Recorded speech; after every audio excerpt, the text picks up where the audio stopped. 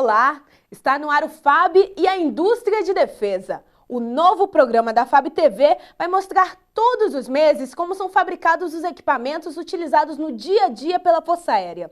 Para isso, nós vamos visitar as indústrias onde são produzidos, por exemplo, o fardamento usado pelos militares, a ração operacional consumida em exercícios de campanha, entre outras curiosidades. E neste primeiro programa, você vai acompanhar todo o processo de fabricação da munição usada nos armamentos empregados pela FAB.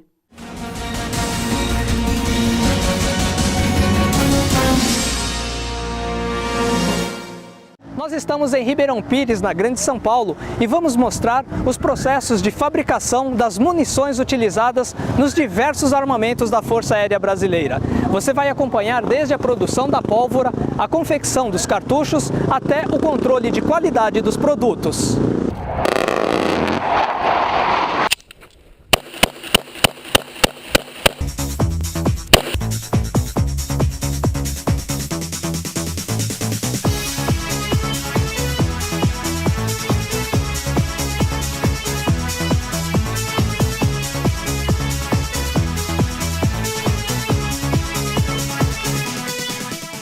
É neste complexo formado por várias fábricas que o latão ganha forma de estojo, o chumbo se transforma no núcleo do projétil e a nitrocelulose vira pólvora para a produção de munições como 9mm, 30mm e .50, utilizadas pela Força Aérea Brasileira.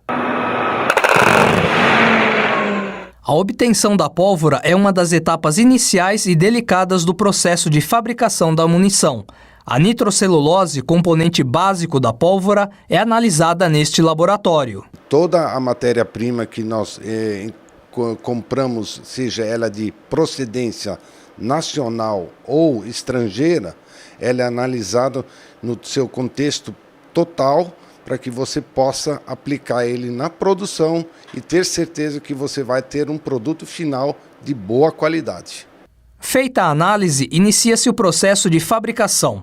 Na nitrocelulose, que neste estágio tem 30% de água e não é explosiva, é adicionada mais água.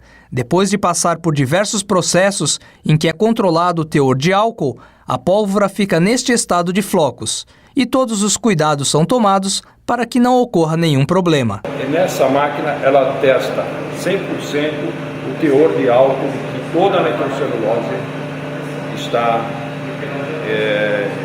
o teor de álcool que está colocado em toda a nitrocelulose, que vai facilitar a gelatinização do extrusor. Ela fica nesse formato aqui de flocos. De flocos com o cheirinho de álcool. E essa máquina está desligada agora por questões de segurança.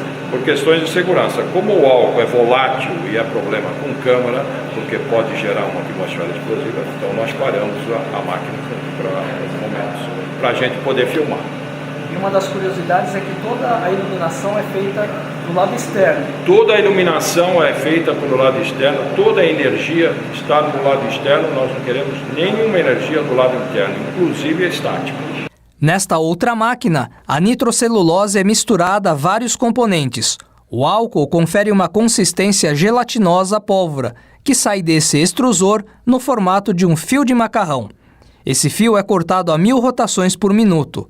Esta é a pólvora base simples.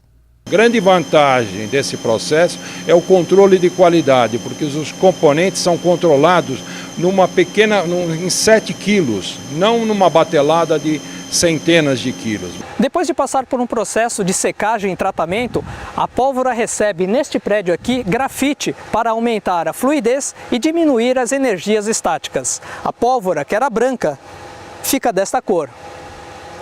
Nesse estágio, a pólvora já está praticamente pronta para ser utilizada nos armamentos.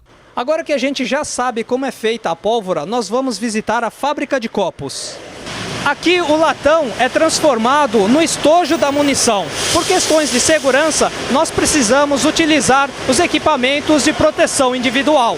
O processo de fabricação do estojo da munição começa com essas enormes bobinas de latão. Elas são cortadas em forma de disco e, em seguida, é embutido um copo.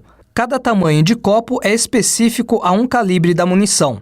Por mês, são fabricadas cerca de 90 milhões de unidades. O material que sobra retorna ao fabricante de latão para ser reciclado. O copinho, então, é recozido e feito um tratamento térmico a uma temperatura que pode variar de 560 a 760 graus Celsius. Ele passa por uma lavagem, passa por um sabão, que é um tipo de um passivador.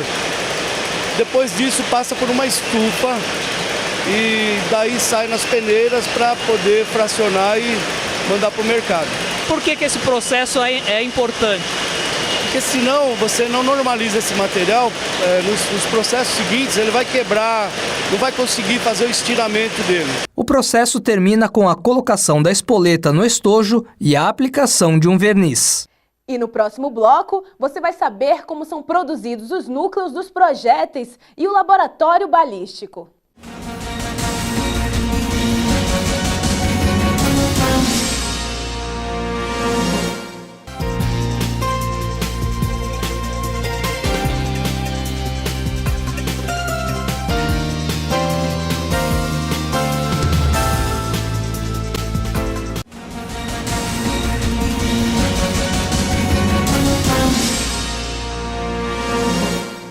Estamos de volta e agora vamos mostrar como são feitos os núcleos dos projéteis.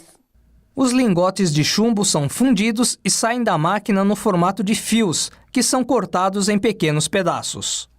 Cada projétil tem um tipo de núcleo diferente, tanto em questões de peso, dimensão, quanto em liga de latão. E todo o processo passa por um controle de qualidade em relação a cada munição produzida. Na montagem final do cartucho, há um controle rigoroso e as munições fora do padrão são descartadas. Aquele primeiro pino lá, ele vê a boca amassada. Se tiver a boca amassada, ela não carrega, ela não põe pólvora, ela descarta aqui nessa caixa. Aí ela vem e põe o pólvora, né? Segunda ali ela põe pólvora. Naquele terceiro apalpador ali, ela vê o peso de pólvora, verifica o peso de pólvora. Aí, se o peso está ok, ela passa e põe o projetil. Se não está, ela descarta nessa caixa. Se tiver peso máximo ou peso mínimo, ela descarta nessa caixa. Aí, colocando o projetil, ele vem para frente e ela faz o controle de comprimento. Aí acerta o comprimento. Acertou o comprimento, ela vai e faz o fechamento da munição. Já esta máquina faz uma inspeção do cartucho. É projetada a sombra do produto em um sensor que capta as dimensões externas da peça. 400 peças são analisadas em apenas 1 minuto. Todos os defeitos são descartados quando encontrados e assim você garante que as peças boas, só as peças boas dão seguimento ao processo. Por falar em testes de qualidade, nada sai da indústria sem passar pelo laboratório de balística, composto de 9 linhas de tiro, sendo uma externa. Aqui são testadas todas as munições fabricadas na empresa. São realizados diversos testes de acordo com padrões internacionais para verificar velocidade, pressão, precisão e efeitos terminais. Nós estamos numa das linhas de teste do laboratório de balística e o Nivaldo vai explicar para a gente como funciona esse instrumento, qual tipo de medição que ele vai fazer agora. Esse é um receptor universal da norma NATO. E nós estamos aqui com um sensor para medir pressão na câmara do cartucho, que é para garantir a segurança. E temos o outro sensor, que é para medir pressão mínima no evento, para garantir a ciclagem da arma. E também esse equipamento mede o tempo de ação da munição, que é o tempo de percutida até o tempo da saída da bala no cano no cano da arma. No laboratório, as munições são testadas em condições extremas de temperatura. Nós consideramos 3 temperaturas para teste. Ambiental, 21 graus, mais 52 graus, que representa uma condição desértica, vamos dizer assim, uma condição extrema, e a menos 54, que simula uma condição, por exemplo, de uma aeronave, a 30 mil pés de altitude. Ou seja, a munição ela tem que funcionar, o seu trem de espoleta, pólvora e efeito terminal tem que funcionar nessa condição extrema. Para garantir isso, nós testamos tanto em armas como em provetes, nas medições dos balísticos, para garantir o pleno funcionamento da munição. As munições militares também são exportadas pela empresa para diversos países. O Brasil está numa fase importante no sentido de que defesa passou a não mais ser uma decisão de governo, uma decisão de Estado.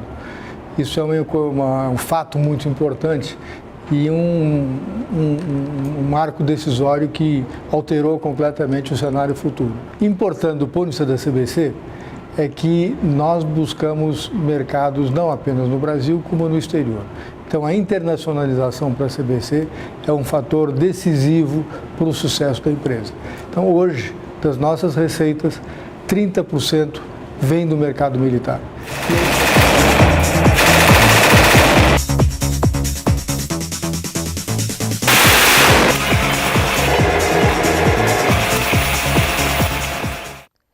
O programa FAB e a indústria de defesa termina aqui. Esperamos que você tenha gostado desta primeira edição. Aguardamos suas críticas e sugestões de matérias no endereço eletrônico fabtv@fab.mil.br. Até lá!